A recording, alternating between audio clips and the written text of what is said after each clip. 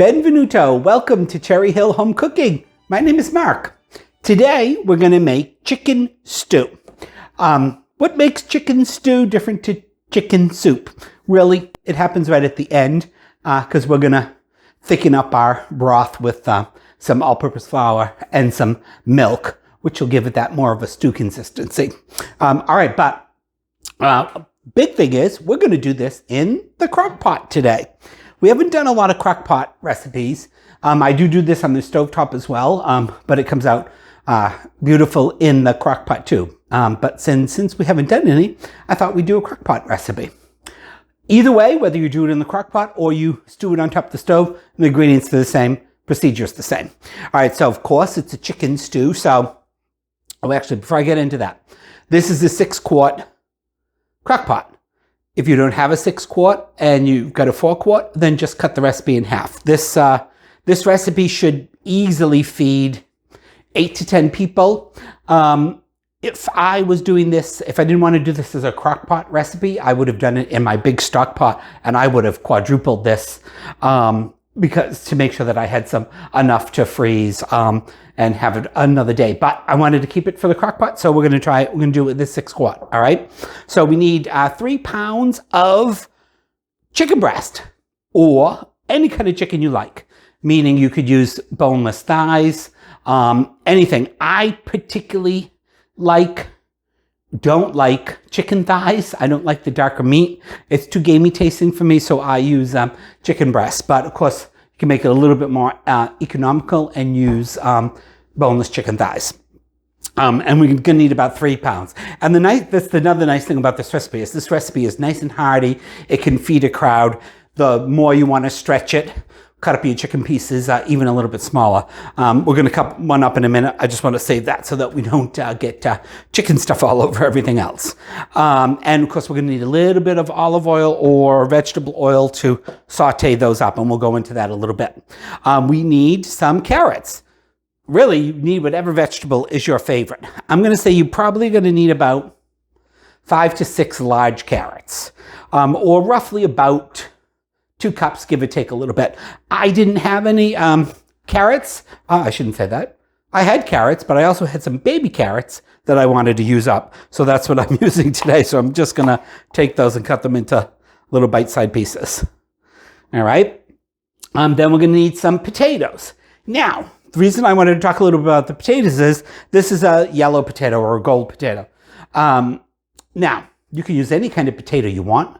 Red potatoes. You don't even have to peel them. I do prefer them peeled. But the point being is probably the only potato I wouldn't use, and we've talked about this in other stews and soups and stuff that we've made, is a russet potato. Although I love russet potatoes, they're best baked or mashed. So a yellow potato, a red potato, white potato, those are more waxy than starchy. So they'll hold their shape better. All right. So again, this wicked easy to do. We're just going to cut our potato in half. And you want everything about the same size, just so that everything cooks at the same time. All right, that couldn't be easier, right? So maybe 1/2 inch at the most. All right, and then we got, I got a big white onion here, 2 large yellow onions if you need it. But again, I'm going to use the whole thing, but that's just going to be a really quick, rough chop, guys. So I just cut it in half, and then I'm probably cutting them in about 1/4 slices, and then just cut it down. I don't have my sharpest knife here just because I didn't want to drag out my my wooden cutting board and have to wash it. So, but since we're just doing 1 onion, but anybody out there that sees this, yes, I do have much more sharp knives than this.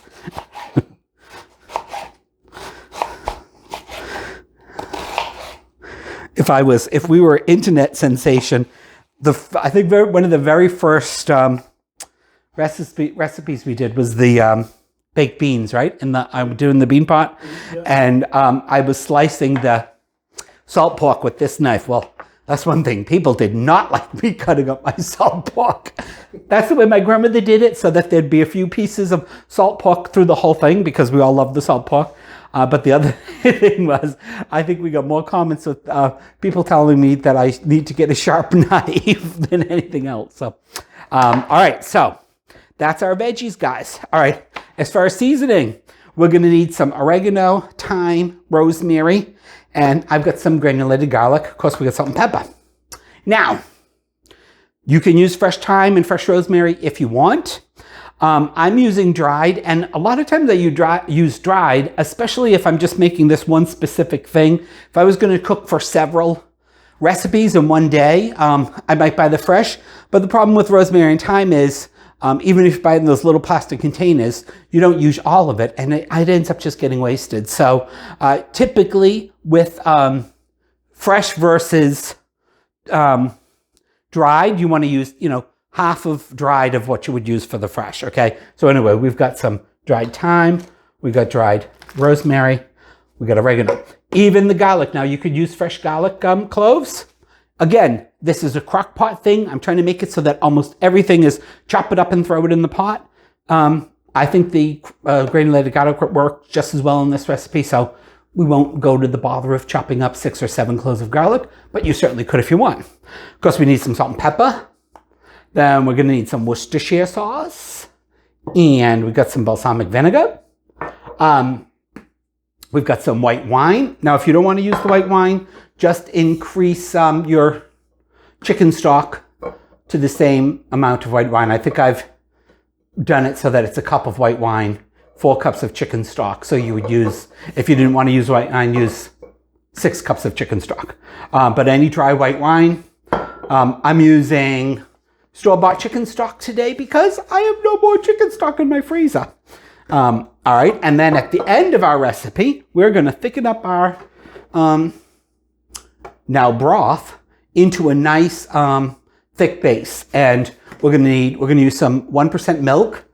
You could certainly use whole milk. I would normally use whole milk. Well, we really only drink skim milk and eat cereal and everything with skim milk most of the time. If I for a particular recipe, I might pick up a quart of whole milk. But because of over the January 1st weekend, we had several people over for the whole weekend. So I had bought milk and cream and so on. So I've got 1% milk, and I'm going to use a little bit of light cream. The more milk fat that you use in the product, so whole milk or light cream, the more creamier it's going to seem. It'll come out perfectly well with skim milk. It may not have that same silky texture, but it's going to be delicious. All right, guys, we're going to come back. I'm going to clean this up. We're going to come back. We're going to go over sauteing our chicken up a bit, and then we're going to get everything in the crock pot. And 7 hours from now, we'll be eating a delicious stew. See you in a bit. All right, guys. Now, here's our chicken. All right, and as you can see, I've cut the chicken breast up into about 1-inch bite-sized bites. All right, we got our pan here. And give it a nice coating, so probably a couple tablespoons of oil. And I've had that pan heating up on about a medium high. I can feel it starting to get warm. Now, we might need to do this in 2 stages, but this is one of those steps you don't necessarily want to skip. You certainly could put the chicken in raw. Chicken in the crock pot generally needs at least a minimum, depending on how thick you cut it, a minimum 4 hours to make sure that it's cooked through. And we'll talk about the cooking time in a little bit. But getting a nice crust on it is one of those important things that's really going to enhance the flavor. So we're going to... So we've got about, like I said, about 3 pounds here. So I think it's going to take us a couple fryings. Oop. Dropped one.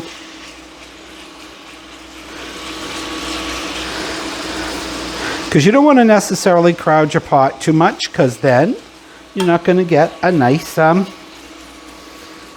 crispy coating on the outside. Maybe fit a couple more in. All right, that's good. And we're going to give it a little sprinkle of salt and pepper. This is in addition to what we're going to put in our stock. And like I said, this is going to take a good 5 minutes or so. I'm going to increase to high because I'm going to stand here and watch it. Well, it's going to take a good 5 minutes to brown up. So once we got a nice crusting on one side, we'll come back and show you what you're looking for before you turn it over. All right, see you in a bit. All right, like I said, we're going to do this in 2 batches. See, we got some nice golden brown on at least one good seared side of it. You know, it's kind of hard to sear meat when it's like in a chunk like this, but that's just about where I want it. All right, I'm going to turn this down a bit. All right, and take this out of our pan, throw it on our counter, or try to put it all in the plate here.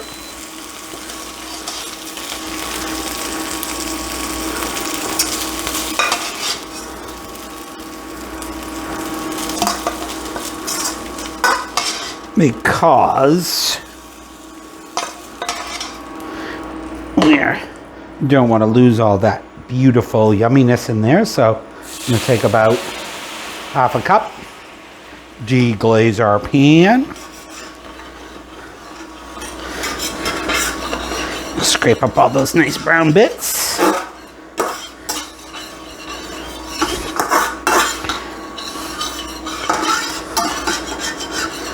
And then we're going to dump this into our crock pot because that's where everything else is going to go in a moment anyway.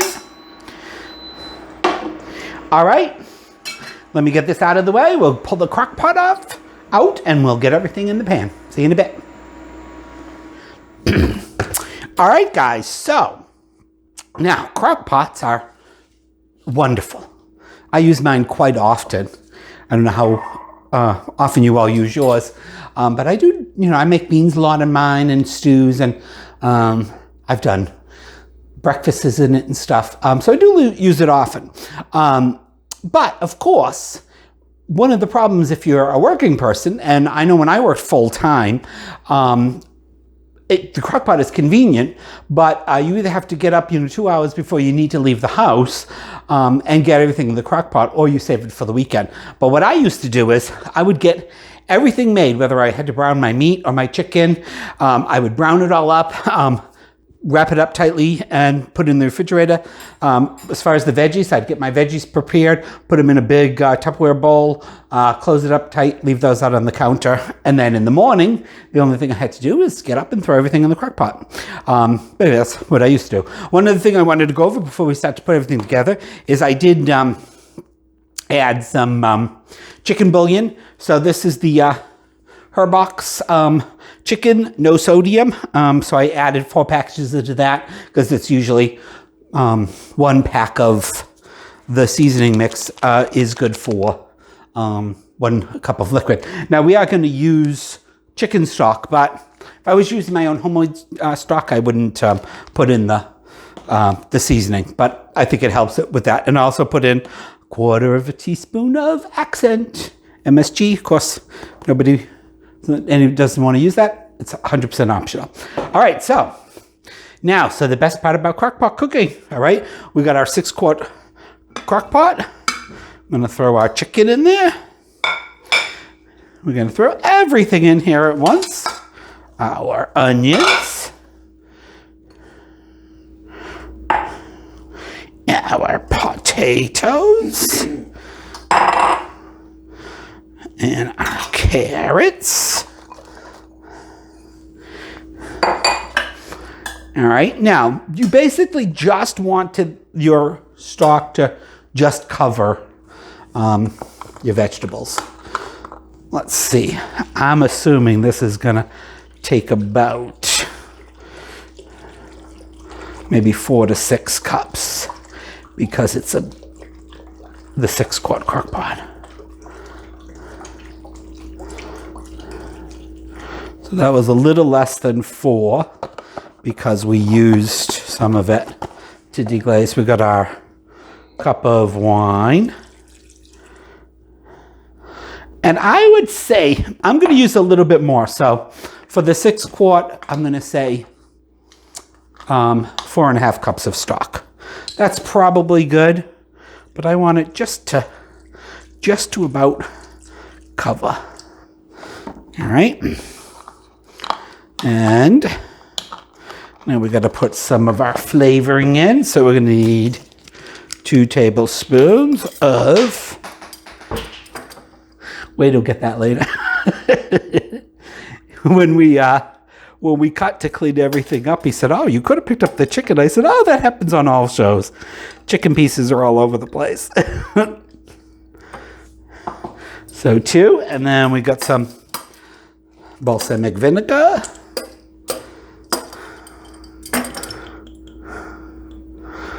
One,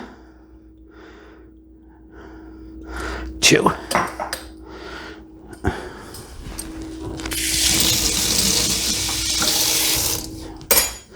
All right, so now we're just going to put our powdered seasoning in. And we're going to stir that up.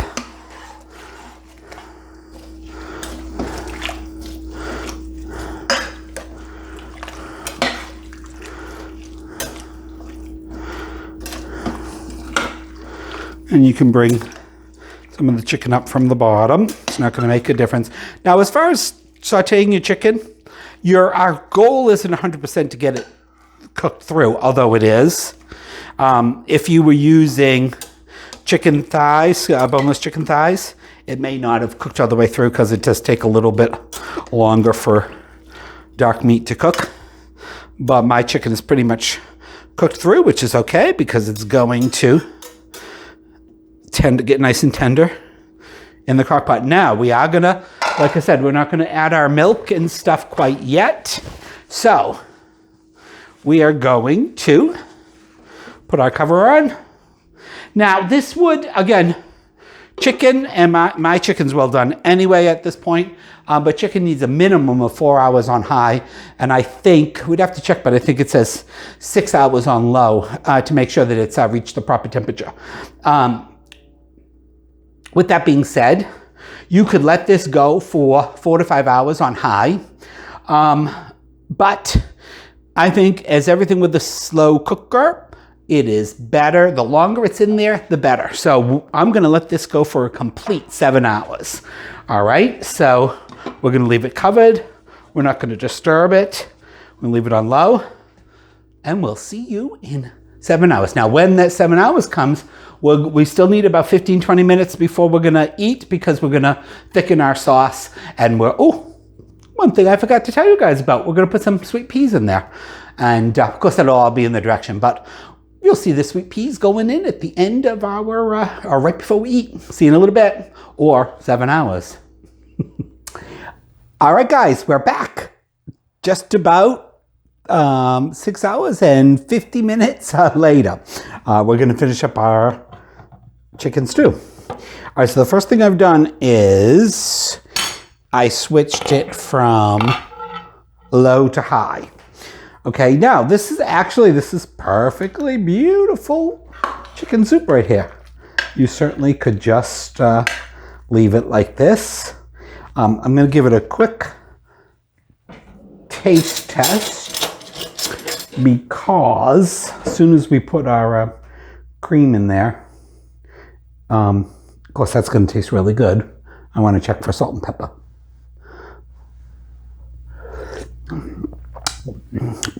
I think that's perfect. Doesn't need any more salt in my opinion. And at this point, if anybody needs any more salt when they're eating it, they can put it in there. All right, so what we're going to do is, like I said, I've turned it up to high, and we're going to get a cup of our stock, and like we've talked before, most ladles, standard ladles, are a cup. All right, so we got a cup of stock in there, and we've got 1/3 of a cup of flour. And we're just gonna start to work that in. course, we want to make sure we get all the lumps out.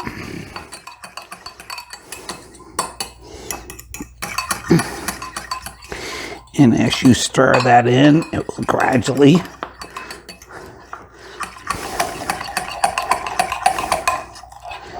get the lumps out.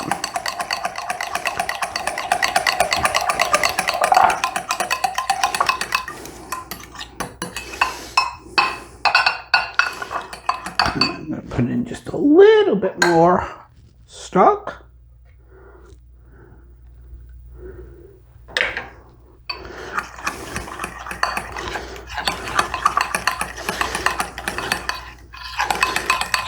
And we can start to add our milk in. It's cooled down a little bit.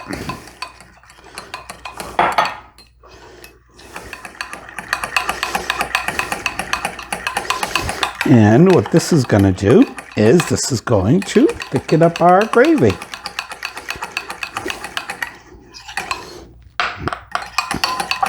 I think I've got enough flour there, so I used just about maybe a little bit more than a fourth.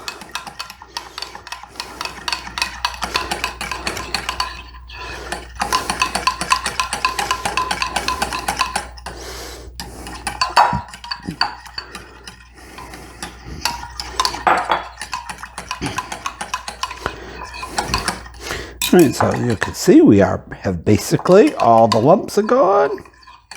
Yeah, now it seems a little loose to me now, so I'm going to add in the full third of a cup. I used a combination of 1%. I think I had a little over a fourth of 1% milk, and then I put the rest in with the light cream. Like I said, I've had those.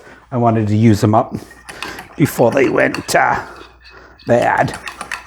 But normally I would just use whole milk.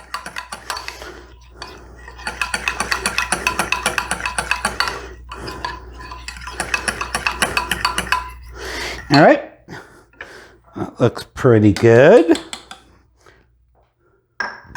I've got just a little, a good round heaping teaspoon of frozen sweet peas. Get that mixed in there.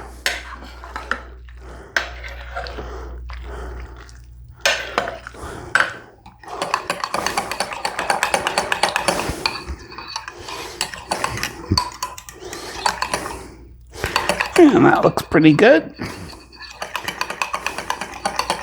I probably have one or two small clumps from the second batch I put in there, but so then we're just gonna pour this in and give it a stir. All right, so we're on high. We're gonna leave it uncovered, and we're gonna let the peas heat through, and we're gonna let our gravy or our nice, beautiful cream sauce develop. All right, so that's probably going to take about 15 minutes. We'll see you in 15 minutes when we're eating. Okay, well, we're having a very late dinner tonight. Really, the main reason is because when we relocated to where we live now, it was in the very beginnings of the COVID and all the shutdowns and so on and so forth. So we didn't get a lot of chance to explore our immediate town and a lot of the towns around us. So last few weeks we've been making up our time. And one of the things we did today is try a new place for breakfast, which was delicious.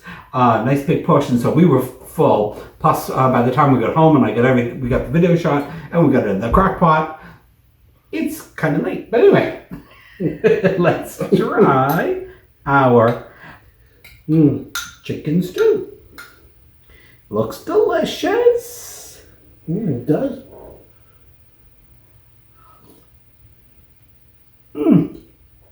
And it tastes delicious. Wow. Oh, that's good. But It's really good. you would think that you get a raw taste from the flour, but you don't. I don't know if it has to do with because I've mixed it together in the hot water or in the hot stock, but you can see how hearty this is. That's about it. Like the consistency, I like the stock to be. Of course, you add a nice fresh salad to this, or some nice toast. Ooh. It's a nice, excellent. Yep. hearty dinner. All right, that's all I have to say. I'm gonna eat. Please like and subscribe and check out cherryhillhomecooking.com. See you on the next video. Ciao. Bye. I think you've ever done this before.